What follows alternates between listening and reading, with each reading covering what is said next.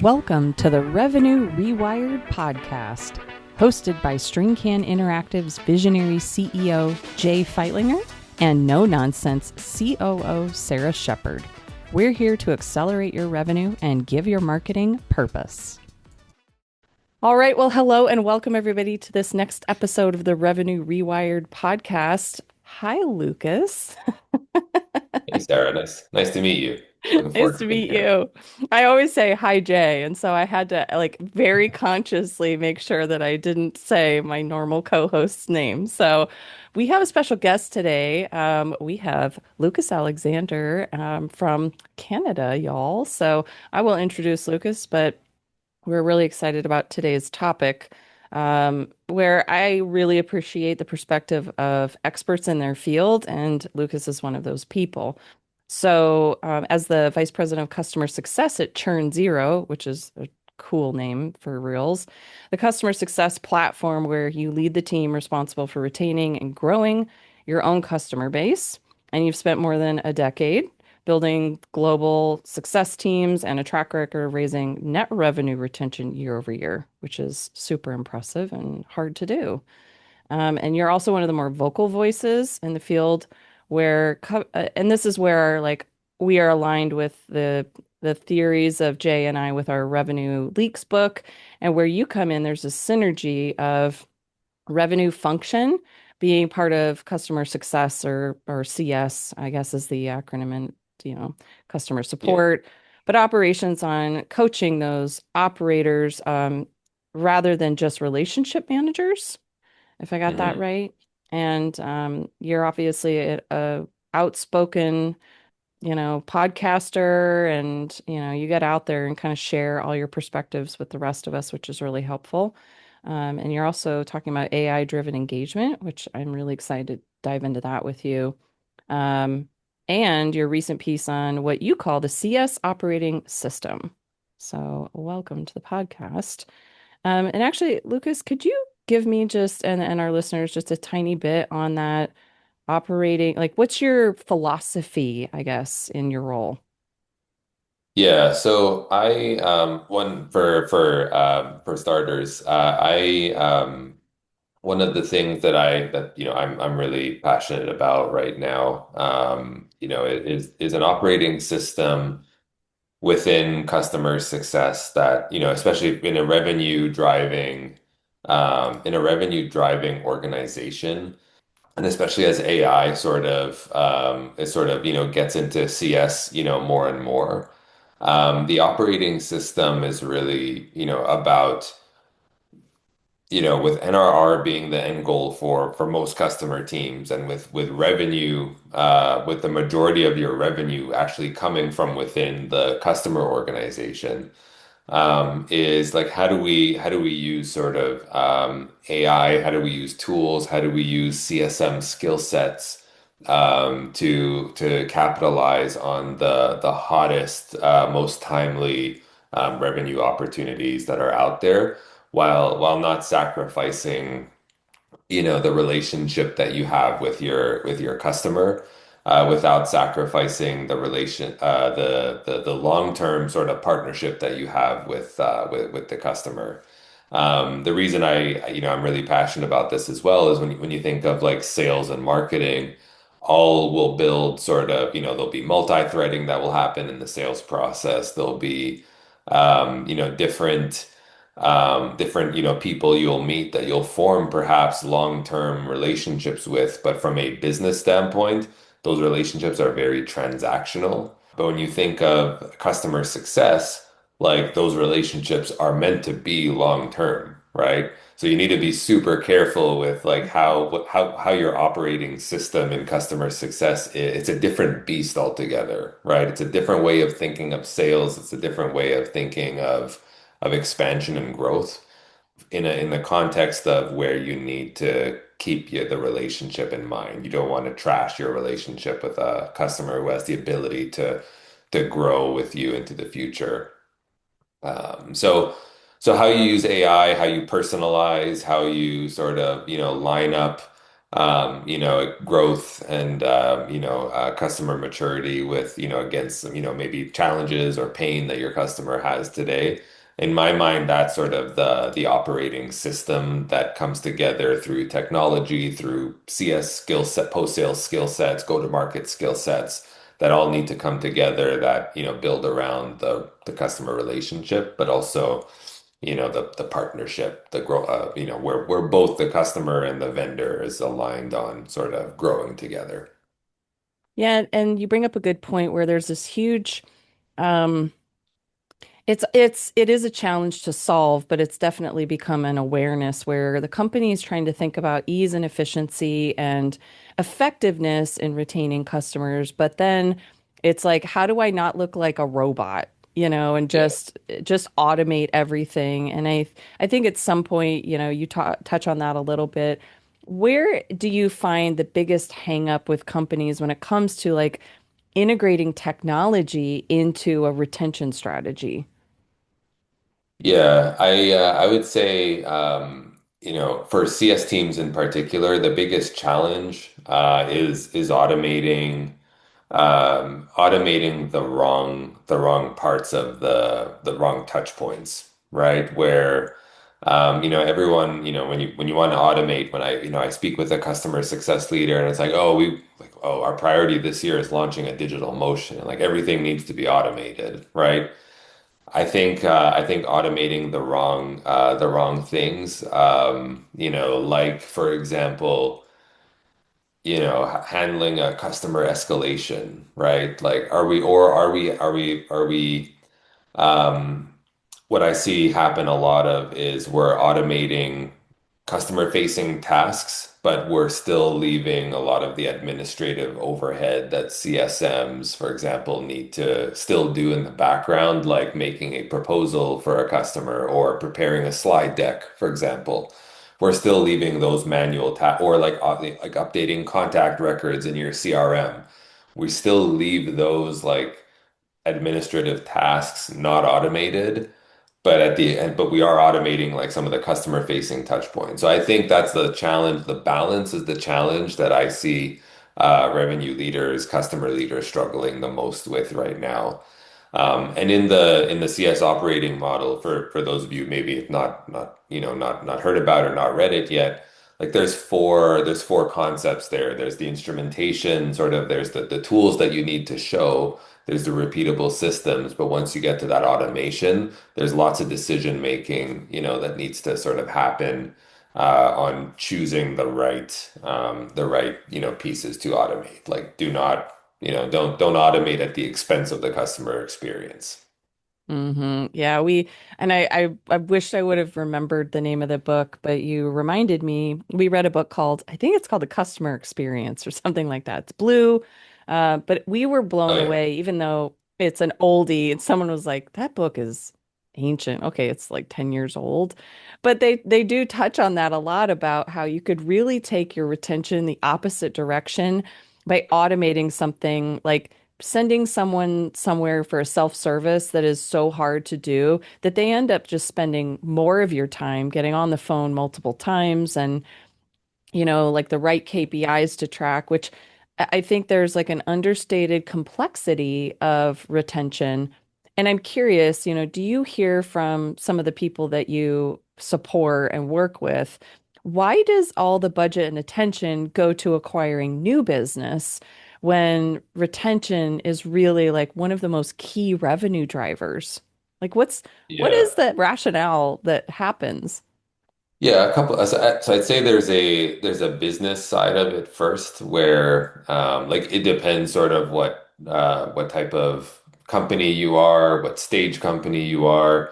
Like there may be a pressure to acquire new logos in certain types of verticals, or in terms of or logo size.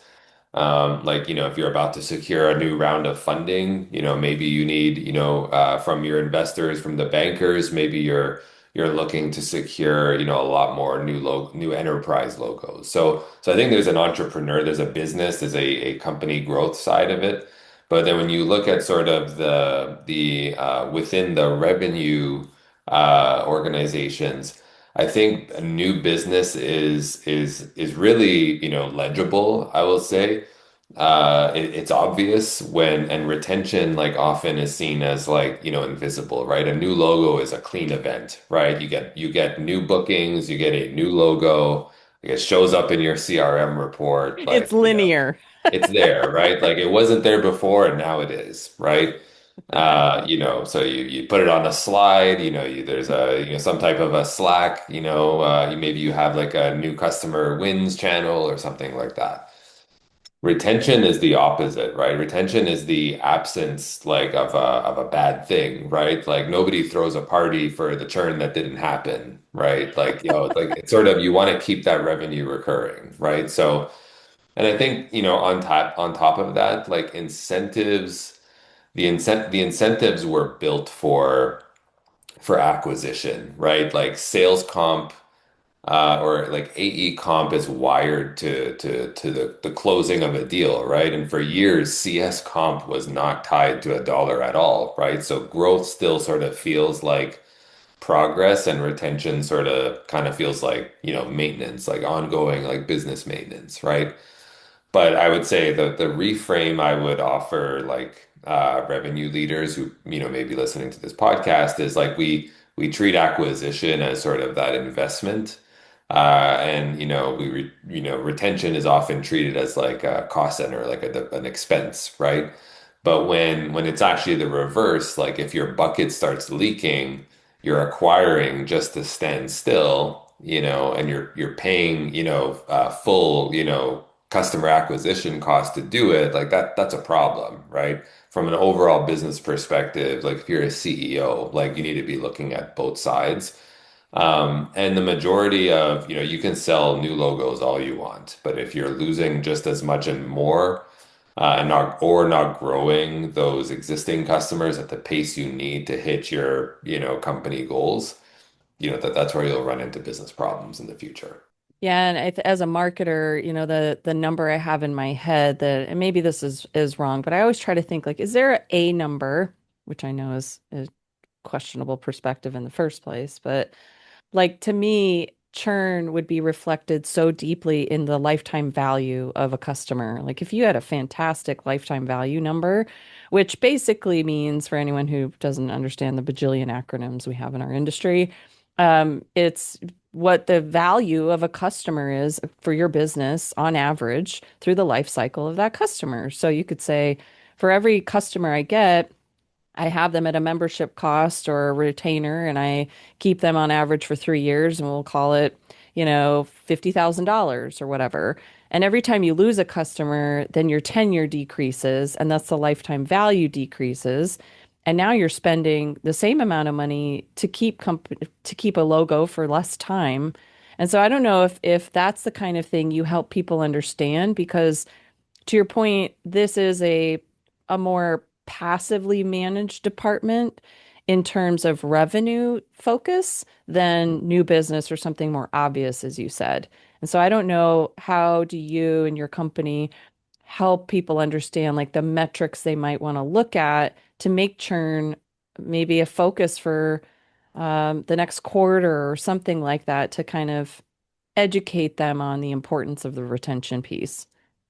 Yeah, for sure. I think from an education standpoint, the main numbers are, like I would recommend not just looking. So churn is often seen like, looked at just in the lens of gross retention rate. But I think there's also like a customer expansion angle here as well, where like keeping the logo may be important, right? Keeping the customer but if your company costs are going up year over year, you're developing more from a product perspective. So like your operating costs are going up, but then you have all these customers sort of like still paying you the same amount. I think you need to also be looking at the number I always recommend, and no matter how you want to like slice and dice it, is ARR but also NRR, right? Like the net And tell our retention. people who might be unfamiliar. Yeah. Yeah. So ARR really being the annual recurring revenue. and then NRR being the net retention rate. So like also includes upsell, right? Also includes, so when that customer comes up for renewal, are they expanding at renewal, right? So are they not only renewing with you, but are they also growing with you, right? So that's the number that I personally like to look at all the time. I think you can it also includes what I like about NRR is that it also includes the retention side of it. So it's retain and grow. It's not just the retain, it's not just the growth, it's not just like a bookings number. Like it represents the net sort of recurring revenue that as a business you can expect, right? So like looking at it that way, and then the analogy, like in from the internal education standpoint.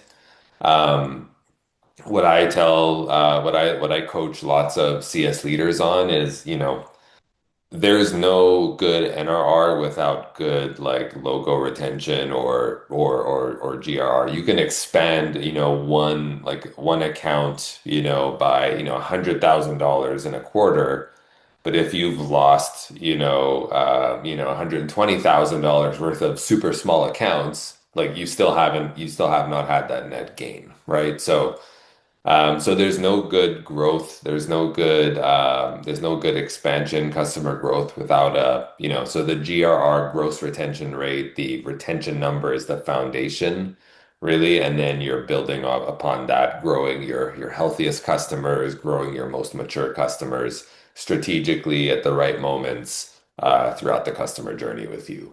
And there's moments throughout that journey where, I often encourage, customer leaders to look at, okay, like by the end of their first year, like there's probably a certain number of things that you'd expect your customer to have done to be ready for that next evolution of, oh, maybe now they're ready to buy your enterprise, platform or your AI, or buy professional services with you, right? So you're working the first year, you're working the journey to get the customer to a level of maturity where they're ready to buy more with you. So that's sort of how I'd look at painting that picture internally, grounded in net retention.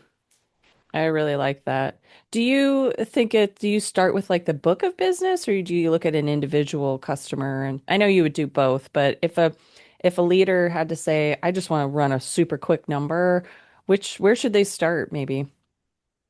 Yeah, super quick number, like looking at the book of business, looking at the full portfolio of customers. But then most customer teams will have different segments of customers. So like at the enterprise level, you see a lot of growth at the renewal event.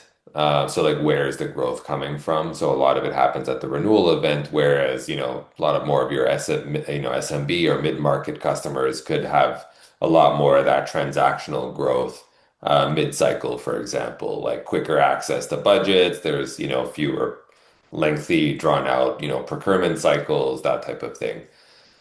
So if you want to pull just an NRR, like get a snapshot of net retention, like you could look at it across the entire customer base, but I would encourage you to look at what that number looks like at the down to the segment level. But then I also, you should also be looking at the performance, NRR performance by CSM or by rep, right? You may have sort of, folks on your team that are great at sort of retaining the logo, like they'll roll their hands up and like really, get in there and make sure the customer is configured, their configurations are spot on where, they'll retain, but then the growth side is lacking. So looking at it down at the individual level well and using NRR also as a CSM performance metric. I like that. Okay, so thinking about like maybe more tactical issues here, we've talked a little bit in the beginning about technology. Where do you see right now the biggest gap with companies in terms of the technology they are or are not using for retention? The biggest gap in technology, I would say, is I would say. You have a lot of teams who are, and I sort of alluded to this at the beginning, but you've got a lot of teams who are sort of leaning heavily one way or another on the automation front, and tactically. So that's the first part, and then tactically to that point, my view on what the right balance is sort of, if you could sort of paint a visual picture in your mind of for different types of playbooks that you might be running or different stages of your customer journey, you've got a human track, right? And then you've got a digital track, right? And you've got AI that really sits in the middle of that, right? So AI, being able to read signals on customer engagement, so you're automatically going through the digital track up until a point where AI says, "Oh, like, there may be relationship risk here. There may be an escalation going on. Maybe it's time to bring in the human," right? So you're sort of you're putting AI in the middle of those two tracks, ready to sort of pivot the journey or the experience as sort of different engagement cues sort of queue up. And the biggest gap I see today in like in the technologies on the tech side of it is, and the process side of it is in it's still very much leaning on one of those track, the human track versus the digital track. And the traditional way of doing that is like, oh, enterprise customers get the human track while my SMB customers get only the digital track. Now that still stands, but there are moments where if net retention and gross retention is the name of the game, like you need an AI is best suited to help you sort of manage through both of those tracks, really those AI signals sitting in the middle. So that's on the process and the tech side of it. And then I think there's a big people skill set side of this as well, where a lot of post-sales teams like CSMs they're very like, tech savvy. They're very much focused on, making the customer, get the most out of the product, very technical. And it makes sense, right? It's in the title of the role, it's customer success. But I think there's an opportunity as AI, handles a lot more of the administrative piece. It's going to expose a lot more of like, can a CSM also sell, right? So like, as a revenue leader, like, do you do sales methodology training for your customer teams as well? Like the folks who are on the front line who are also expected to sell. Are they following a methodology? Do they have the right skill sets to do both? Do they know how to multi-thread, or are they like single-threaded with the technical point of contact?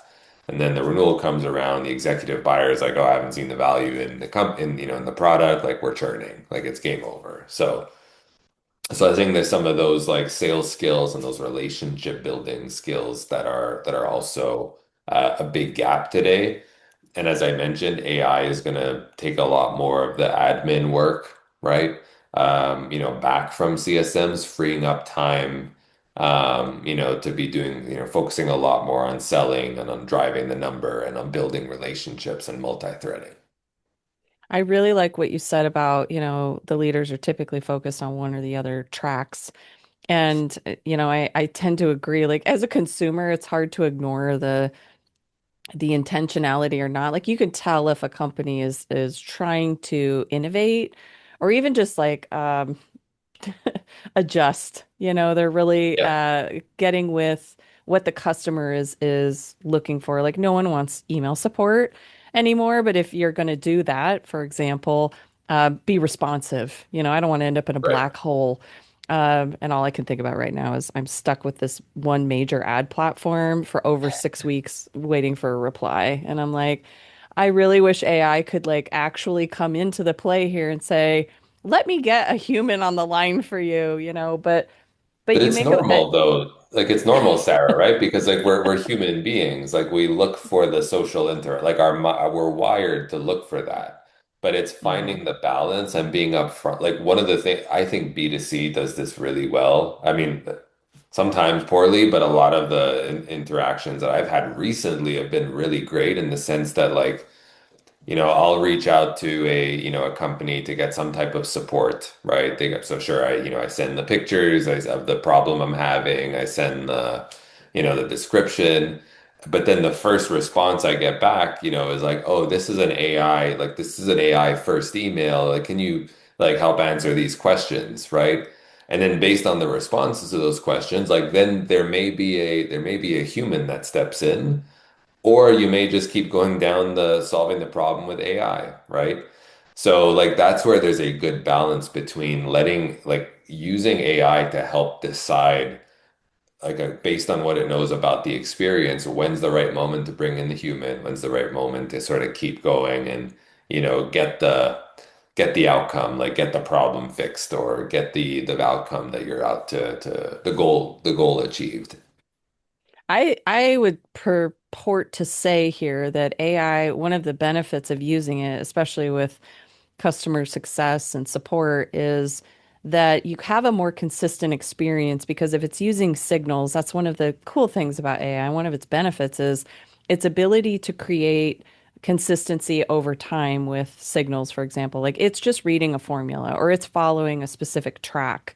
And if you create this escalation process where at any time you can identify where people get the most frustrated and cut that off before then and identify what that looks like in your organization. I could really see that increasing, like not Yeah, even just saving your churn revenue, but also like your overhead expense because now you're just yeah, working to identify faster and like expedite, frankly, the process without right. repeat callbacks. Now, Yeah. how does, because I do still see a value to B2B, business to business organizations. Is there a market difference? I know they have very different customer bases, but do you see similarities enough that they really could learn from each other in terms of retention, or is it really apples and zebras? No, I think there's lots of similarities in between B2C and B2B, in terms of the example I described before, where that's one where like we could B to and grant there are great companies doing B2B companies doing that human trigger to the human track versus the digital track very well.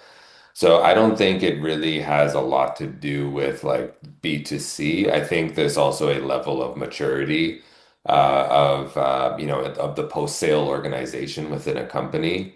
Like I work with plenty of customers of ours that do this very well. But then like so whether that's the CS, whether it's how much experimentation have you done with AI? Have you done how much experience do you have? Do you have the right sort of people within your company to bring this to life? Because so I like to give sort of whenever I do sort of webinars or I do podcasts or different type of speaking engagements like this, it's like I like to give sort of some type of a practical like what can I go home and do now right away is like take your renewals process, for example, and like literally make a human track and a digital track and like put the AI signals in between and like come up with your list of triggers, right? What are the triggers that would trigger a human to step in versus not, right? So like that's you can literally go back and make a list of that today or like whiteboard it or something like that. But those are the types of things that like I will say that B2C have been doing for many, many years now, even in the absence of AI. It's just that it hasn't been grounded in signals really until sort of AI was able to come and offer that. It was grounded in more like a renewal date, like a date on the calendar, for example. So at 250 days from renewal, like here's the sort of email we need to send, and here it is, type of thing. Yeah, more of a time-based signal Yeah, than like actual usage. It's you could go on and on with, yeah, growth signals and all that, which feels to me like a way, like we're heading toward this is, I know it's an obvious statement, but we're heading towards so much more customization that frankly has a real, the positive outcomes, I believe, outweigh, the effort that's going to go into kind of unpacking this too, because we're all, especially with AI, we're learning, and we were just talking yesterday in a quarterly planning meeting, how hilarious it is that, 6 months ago, it couldn't make a slide for a deck to save its life. And we use multiple platforms here. And now you can upload a template and it'll just recreate the entire thing using your exact model, which is mind-blowing to me. And so I can understand leaders being somewhat hesitant to step in and say, well, I'm just going to wait until the dust settles and everything gets like really super shiny object, the bugs are worked out.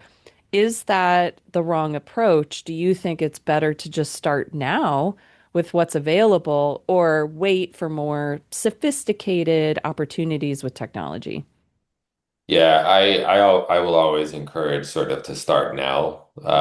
Is if you wait and lose, then you're really in a bad you're in a bad spot. But I think the shift toward AI, especially in customer success, one thing I would say is it's fine to be concerned, and it's normal for CS like post sales leaders to be concerned, any customer experience leader to be sort of have hesitation, have concern. Because like what I mentioned at the very beginning of our conversation is there's a long-term relationship on the line. So personalization and the human touch is important. So I would say first and foremost, like the hesitation, the concern is normal. But like there are thousands of AI, companies born every single quarter. I think the speed and there's never going to be we reached the point where this is like it's just going to keep getting better and so better and quicker and more intelligent. I would urge any post sales, any go to market leader, any CS leader, customer experience leader in particular, to start getting the experience under your belt. I will say, there's going to be I do believe there's already a shift towards more, leader operator roles where like as a CS leader, like I'm expected to know how to use AI well, because we're teaching our own customers how to use ChurnZero's AI. But like, as a like you'll be expected to sort of build a lot of this stuff on your own, right? And not every company is going to have an AI ops team, for example. Like you'll need to learn how to do this on your own. And it was sort of like, 20 years ago where like you needed to have Microsoft Office or Microsoft Word on your resume, right? Like it's Yeah. one of those things where it's table stakes. It's table stakes knowledge and skills for any post sales leader. And I will say it's also valuable for post sales leaders today. If you're interviewing, for a role, for example. Companies, not every company has rolled out their full AI motion yet. And so for you to go in and, with some of that experience already of rolling out AI programs for customer teams, those are the people that, I mean, and I speak with CCOs and other VPs of CS all the time who are actively interviewing. Like those are the types of people that are being looked for today. I really, God, I'm just like my mind is spinning with so many things that like if you and I talk again in 6 months, it's gonna look so different. It'll be just amazing to me. But Right. is there any final word of wisdom that you would offer to anyone who's thinking about, I really would like to be more intentional with my retention strategy? What would be maybe your like best piece of advice for them? Yeah, so to be more intentional with the retention strategy, I would have a board slide, or I'd have a some type of a churn. I would do a churn analysis to try and understand like where the churn is happening in the first place. Because, it's a much different sort of correction if your problem is on failure to launch than it is on or maybe there's a product problem or there's a data integrations problem, right? Or I think a lot of CS leaders, CS leaders need to know exactly where it's happening, and also what the dollar impact is, right? Like if you're looking to hit 105% NRR, and you're currently at 100, 5 percentage points worth is coming from failure to launch. Well, you're going to be having a conversation with your onboarding leader on Monday, versus if that 5% was coming from, like a product challenge or a product shortcoming or something like that. So being more intentional about, solving retention, it starts with like understanding where it's coming from, and how much would fixing this problem actually move the needle dollars wise and GRR percentage wise. Boy, that'll get a fire under your butt for sure. Like I love the idea of like diagnosing first. Don't try to go and solve world hunger or integrate your digital and human tracks. Like just find out like where the numbers are and go from there. And I Yeah. really I love wrote a that I wrote a advice. blog post recently on like for ChurnZero, but like how to interview for like a customer leader role, like a VP of CS role or a CCO role. And like one of the things that I said in there was, you can't be the person going in, like, you're often asked for like a 90-day plan in an interview, or, make me a deck of like what you're going to do in the first 90 days or whatever. And like, the riskiest candidates are the ones that are coming in just sort of like, oh, I'm going to do this, this, this, and that, but are not spending enough time diagnosing, right? So like there's time you need to be able to sit down and like look through the data and attribute dollars, bucketize and attribute dollars to those different buckets to where your churn's coming from. Yeah, and I would also say that I think, and I've seen this happen so many times, it's sad, but I would say organizations who hire those people need to give them the time. Like you can't expect a complete turnaround of your, you know, Titanic boat in 30 days. Like you have to give them the time to get up to speed and to make the right decisions. And I see too often they churn their own employees because they're not moving fast enough. And it's like, well, you're just exacerbating the problem. So I Yeah. I totally agree with your Well, perspective there. there's some churn buckets that you could turn around faster than others, like implementation, onboarding, failure to launch. Like that's an example of one that takes time, because like you can only, you onboard someone, the next day. If their renewal is only a year out, like you'll really only start, like you could make those changes for future you, and those are important. But for example, like being multi-threaded with, your customers' executive sponsors, like if you're only single, like that's something you could solve pretty quickly and see, immediate impact. Or if there's, like something with the product, for example, right? Or if there's an ICP problem, like those are some things that you could, there's different sort of, like some of the churn buckets can be solved faster or quicker than others. But yeah, generally I agree. Like, you'll be expected to solve certain things, so work in milestones, right? Work in buckets. I love that. Well, Lucas, this was an awesome episode, and I think there's like 800 other ones in my head now after we talked. So you'll look out for hearing from me again. But really appreciate your time, and I hope everyone has a great rest of your day. Awesome. Thanks so much, and thanks for having me here. Thanks for tuning in to the Revenue Rewired podcast. Send us your questions to podcast@stringcaninteractive.com and follow us for more insights to drive your business forward.